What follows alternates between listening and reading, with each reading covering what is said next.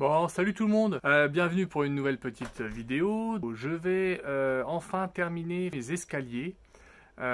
J'avais déjà fait une première vidéo là-dessus, mais contrairement à la première vidéo qui était plutôt un reportage photo, parce qu'à l'époque je faisais pas encore de vidéo YouTube, là ça va être vraiment des rushs vidéo quoi. Donc je vous montre bien comment j'ai fait les marches, comment je les ai fixées pour le petit car tournant, enfin bref vous verrez tout ça. Bah voilà, profitez bien, n'hésitez pas à vous abonner à ma chaîne, n'hésitez pas à regarder la vidéo en entier, ça me fait plaisir et puis ça aide la chaîne à se développer.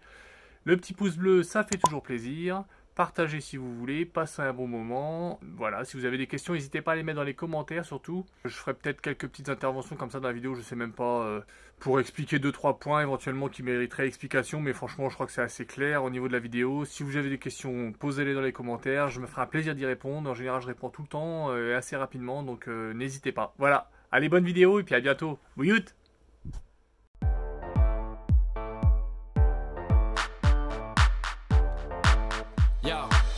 Microphone check, make it a microphone check, give it a microphone, I make it a microphone.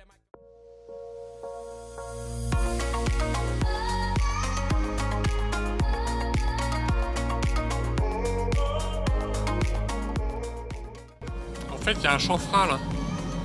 Il y a un petit chanfrein et pour coller les deux morceaux l'un avec l'autre, il faut que je vire les chanfreins. C'est pour ça que je passe à la dégo. Là, j'ai des arêtes bien franches, comme ça quand je vais coller, on verra rien.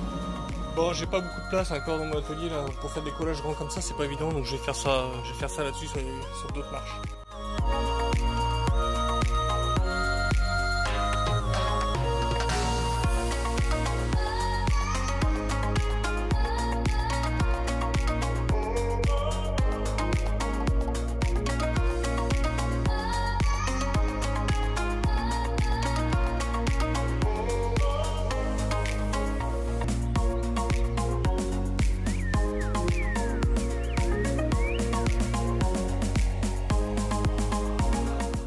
Bon voilà, là c'est encollé. Donc normalement j'ai pas trop de problème de tuilage parce que vu que le bord ici est assez grand quand même, ça fait 80 mm d'épais. Je veux dire, je les ai bien mis d'équerre ces deux bords là. Et du coup l'un contre l'autre, il n'y a pas de problème de tuilage comme ça quand on serre. Hein, quasiment pas, j'ai vérifié avec le réglé mais ça va.